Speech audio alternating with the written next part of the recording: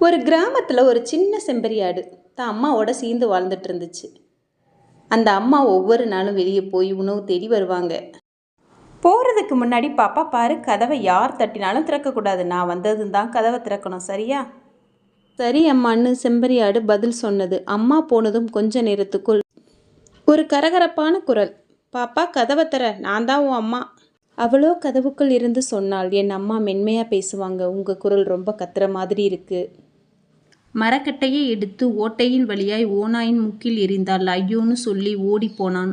இந்த முறை குரலை மென்மையாக மாற்றினான். பாப்பா கதவு திற, நான் தான் உன் அம்மா. இந்த முறை குரலும் மென்மையே. அவளோ காலை கீழ் பார்த்தால் பெரிய நகங்கள் இருந்தது. ஒரு பெரிய தேங்காவை கதவு ஓட்டை வழியாக ஓநாயின் தலையில் எறிந்தாள். ஐயோ, தலையில எரிஞ்சிட்டாலே, கத்தி கொண்டே ஓடியது. ஓநாய் காலுக்கு வெண்மை நிற பெயிண்டை பூசி குரலும் மென்மையாய் வந்தது. பாப்பா கதவை திற பாப்பா. உன் குரலும் அம்மா மாதிரி இருக்கு, காலும் வெண்மையாக இருக்கு, ஆனால் இது பெயிண்ட் தானே, உண்மையில் நீ ஓனாய் தானே? குட்டி ஆடு தயார் செய்து வைத்த மிளகாய்த்தூள் பாட்டிலை கையில் எடுத்து இது உனக்கு என்று சொல்லி வீசினாள். கண்ணு சுடுது, மூக்கு சுடுது. ஓனாய் கத்திக்கொண்டே கண்ணை மூடிக்கொண்டு ஓடினான். துணிவும் புத்தியும் சேர்ந்தால் வெற்றி, புத்தியோடு வாழ்ந்தால் பயம் கிடையாது. ஒரு ஊரில் ஒரு சின்ன பையன் இருந்தான். அவனுக்கு ஒரு நல்ல நண்பன் இருந்தான், நாய்க்குட்டி. அது பேர் ஜிம்மி. அந்த பையன் ஜிம்மியோட தினமும் விளையாடுவான், சாப்பிடுவான், ஓடுவான். அவனுக்கு ஜிம்மி தான் உலகமே. ஒரு நாள் ஜிம்மி வெளியே விளையாடி கொண்டிருந்தது. அப்பொழுது அவன் ஒரு சின்ன பறவையை பார்த்தான். அந்த பறவை ஓட முடியாமல் கீழே விழுந்து வலியால் நடுங்கி கொண்டிருந்தது. ஜிம்மி உடனே உள்ளே ஓடிப்போய் பையனை குறைத்து, வா வா, ஒரு அபாயம் இருக்குன்னு சொல்கிற மாதிரி இருந்தது. அந்த பையன் ஓடிப்போய் பறவையை பார்த்தான். ஐயோ, இதுக்கு காயம்பட்டிருக்கே, பயப்படாதே, நான் உனக்கு உதவுகிறேன் பறவையே. மெதுவாக தூக்கி வீட்டிற்கு கொண்டு வந்து அந்த காயத்திற்கு மருந்து போட்டான். துணியை வைத்து கட்டினான். சிறு சிறு உணவுகளை கொடுத்தான். ஜிம்மி பக்கத்தில் நின்று நன்றாக பார்த்து கொண்டது. நாட்கள் போனது. பறவைக்கு ஆற்றல் வந்தது. தலை நிமிர்ந்தது. சிறு சிறு தூரம் பறக்க ஆரம்பித்தது. அந்த பையன் மகிழ்ச்சி குரலில் சொன்னான், நீ இங்கேயே என் கூட இருக்கலாம், நான் உனக்கு ஒரு சின்ன கூடு கட்டுகிறேன். அந்த பறவை வெளியே இருந்த ஆகாயத்தை பார்த்தது சில வினாடிகள். அந்த பறவையை பார்த்த பையனுக்கு புரிந்தது, நீ இங்கே இருந்தால் நான் சந்தோஷமா இருப்பேன், ஆனால் நீ பறக்கிறதுல தான் உன்னுடைய சந்தோஷமே இருக்கு. பறவை பறந்து போவதற்காக அவன் கைகளை மெதுவாக திறக்கிறான். அந்த பறவை அவன் முகத்தை பார்த்தது. பின்பு தன் இறக்கைகளை விரித்து கொண்டு பறந்து பறந்து வானத்தை நோக்கி மேலே சென்றது. ஜிம்மியும் பையனோட பக்கத்தில் வந்து அவன் கைகளை மென்மையாய் நக்கி, நீ ரொம்ப நல்லவன்னு சொல்கிற மாதிரி இருந்தது. உண்மையான அன்பு என்பது கட்டி போடுவது அல்ல, நாம் கொடுக்கும் சுதந்திரத்தில் தான் அது உள்ளது. ஒரு ஊரில் ஒரு அண்ணன் ஒரு தம்பி இருந்தாங்க. அண்ணன் ரொம்ப சோம்பேறி, எதுவுமே செய்ய மாட்டான். ஆனால் தம்பி ரொம்ப சுறுசுறுப்பாக இருந்தான். தம்பி தினமும் காலையில் எழுந்ததும் நல்லா உழைச்சான். மரக்கன்றுகளை நட்டான், தண்ணீர் ஊற்றி நல்லா வளர வச்சான். நாட்கள் போன பிறகு அந்த மரங்கள் எல்லாம் பெரிய மரங்களாக வளர்ந்தது. அதில் சில மரங்களை வெட்டி பயன்படுத்தி தம்பி ஒரு அழகான திடமான வீட்டை கட்டினான். மழை வந்தாலும் புயல் வந்தாலும் வெயில் அடித்தாலும் அந்த மர வீடு அசையாமல் இருந்துச்சு.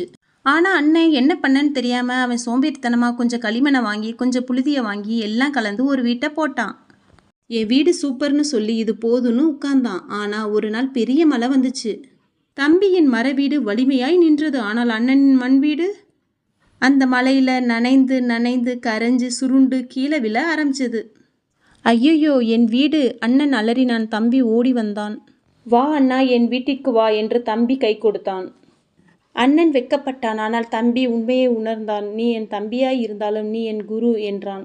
சோம்பேறித்தனமாக இருந்தால் வீடு மட்டும் இல்லை, வாழ்க்கையும் கரையும் என்பதை அண்ணன் புரிஞ்சுக்கிட்டான். ஒரு பசுமையான ஒரு கிராமத்தில் ஒரு சிறுவன் இருந்தான். அவன் பெயர் ரவி. பெற்றோர் கிடையாது, வீடும் இல்லை. கோவில் பக்கத்தில் இருக்கிற ஒரு ஆலமரத்தின் கீழே தான் தங்குவான்.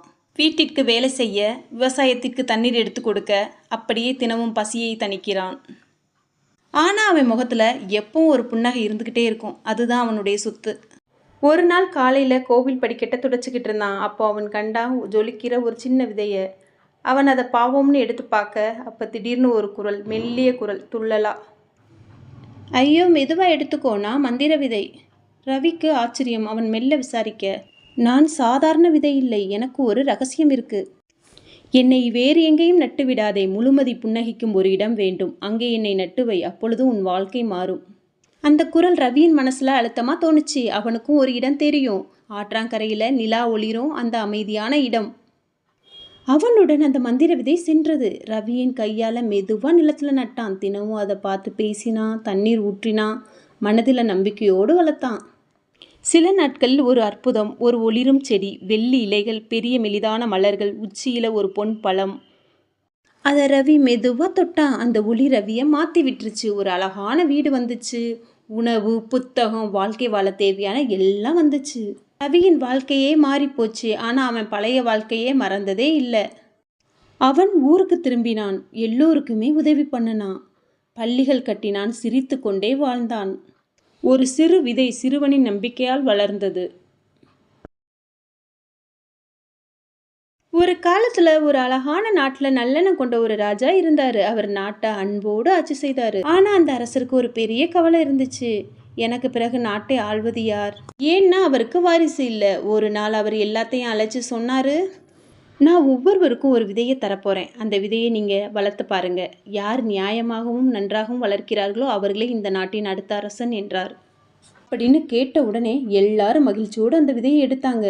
நல்ல மண் வாங்கினாங்க, குடிநீர் ஊற்றினாங்க, சூரிய ஒளி கொடுத்தாங்க, சில பேர் மருந்து கூட போட்டாங்க.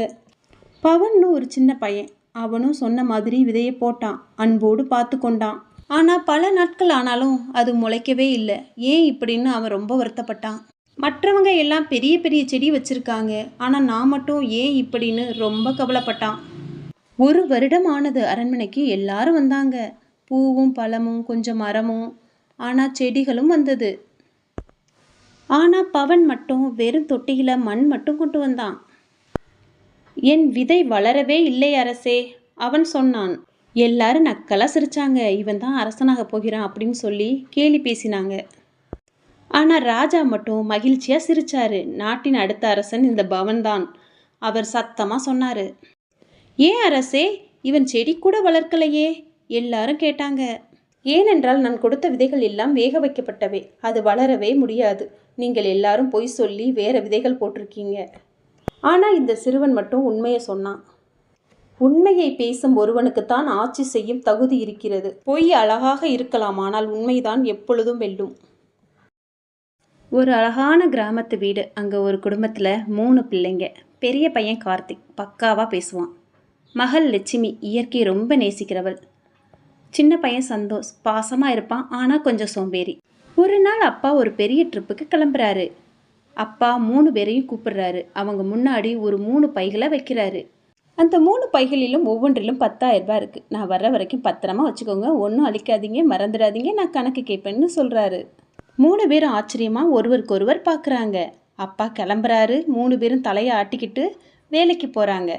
மூத்த பையன் கார்த்திக், அவன் நேராக அவங்க மாமாவோட ஜூஸ் கடைக்கு போகிறான். மாமா, உங்கள் ஜூஸ் கடை ஓடாது இல்லை, ஒரு வாரம் எனக்கு கொடுங்க, நான் ஒரு சின்ன பிஸ்னஸ் ட்ரை பண்ணுறேன்.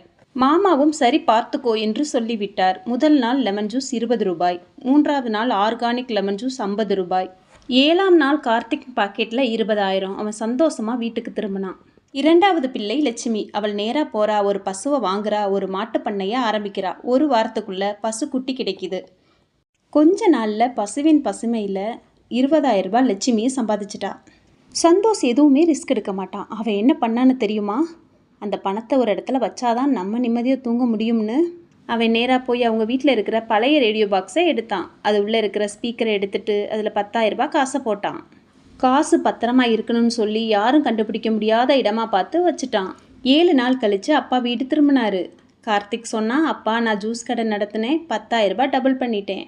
லட்சுமி சொல்கிறா, அப்பா நான் பசு வாங்கினேன், அதன் மூலம் 10,000 ரூபாய் டபுள் பண்ணிட்டேன்.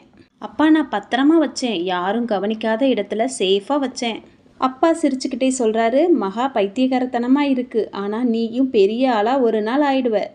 3 பிள்ளைகளும் 3 விதமான சிந்தனை, ஆனால் எல்லோருக்கும் இருந்தது ஒரே மாதிரியான பாசமும் நம்பிக்கையும். ஒரு ஊரில் அரவிந்த்னு ஒரு பையன் இருந்தான். அவன் ரொம்ப நல்ல பையன்தான். ஆனால் ஒரு பழக்கம் மட்டும், சாப்பாட்டை சாப்பிடாமல் குப்பை தொட்டிலேயே போட்டுருவான். அவனோட அம்மா எவ்வளவோ அன்போடு சமைச்சாலும் அரவிந்த் சாப்பிட பிடிக்கலன்னு, இது வேண்டாம், இது கசக்குதுன்னு சொல்லி தட்டில் இருக்கிற சோறை தூக்கி குப்பைத்தட்டிக்கே போடுறான். அம்மா சொல்கிறாங்க, பசிக்கிற பசங்களை நினச்சிப்பாரு. ஆனால் அவன் கேட்கவே மாட்டான். ஒரு நாள் அரவிந்த் வீட்டுக்கு வெளியே போனான். சாலையோரம் நடக்கிறப்போ ஒரு சின்ன பையன் குப்பை பக்கத்தில் ஒரு பழைய காய்கறி துண்டை தூசி தொடச்சி சாப்பிட்றான். அதை பார்த்த அரவிந்த் உடனே நின்று விட்டான். அவன் கண்களில் ஒரு வெட்கமும் ஒரு வருத்தமும் ஒரு மாற்றமும். வீட்டுக்குள்ளே வந்ததும் அம்மா வச்ச சோறு எல்லாம் மெதுவாக நல்லா சாப்பிட்டான். அப்பதான் உணவோட உண்மையான மதிப்பு அவனுக்கு புரிஞ்சது. அடுத்த நாள் அரவிந்த் சோறுடன் ஒரு சிறிய பையில குடிநீரும் வச்சுக்கிட்டு அந்த பசிக்கிற பையன் இருந்த இடத்திற்கு போனான். அந்த பையனை அழைக்கிறான். இதை நான் சாப்பிடணும்னு நினச்சேன், ஆனால் நீங்கள் தான் சாப்பிடணும். அந்த சின்ன பையன் சோறை பார்த்ததும் முகம் மலர்ந்து நன்றி தம்பின்னு சொல்லி மகிழ்ச்சியோடு சாப்பிட்றான்.